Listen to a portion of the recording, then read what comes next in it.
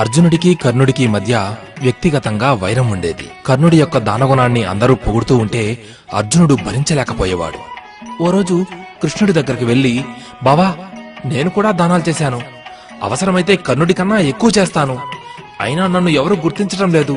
అందరూ ఆ కర్ణుడి దానగుణాన్నే పొగుడుతున్నారు. దీని వెనుకున్న కారణమేంటి అని అడిగాడు. అప్పుడు అని చిరునవ్వుతోనే కృష్ణుడు సమాధానం చెప్పకుండా ఊరుకున్నాడు.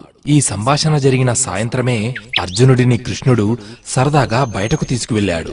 అక్కడ వారిద్దరికీ ఓ బంగారు కొండ కనిపించింది.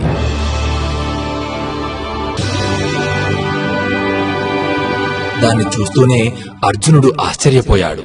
అప్పుడు కృష్ణుడు అర్జునుడి వైపుకు చూసి, అర్జునా, ఈ బంగారు కొండను దానం చెయ్యి. అప్పుడైనా నీకు కర్ణుడి కన్నా మంచి పేరు వస్తుందేమో అన్నాడు.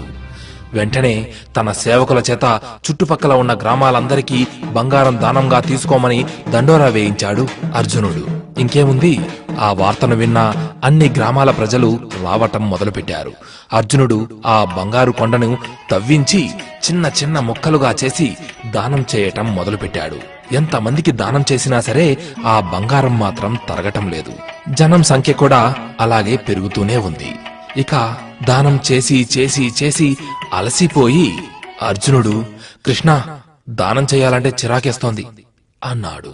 కృష్ణుడు, నీకు దానం ఎలా చేయాలో చెబుతా ఉండు అని కర్ణుడిని పిలిపించాడు. కర్ణ, ఈ బంగారు కొండలు నాకు అర్జునుడికి కనిపించాయి. వాటిని నువ్వు ఎవరికైనా దానం చేస్తే బావుంటుంది అన్నాడు.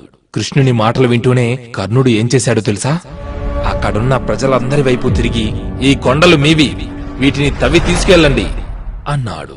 ఇంకేముంది, ప్రజలందరూ తమకు కావలసిన బంగారాన్ని తీసుకెళ్లిపోయారు.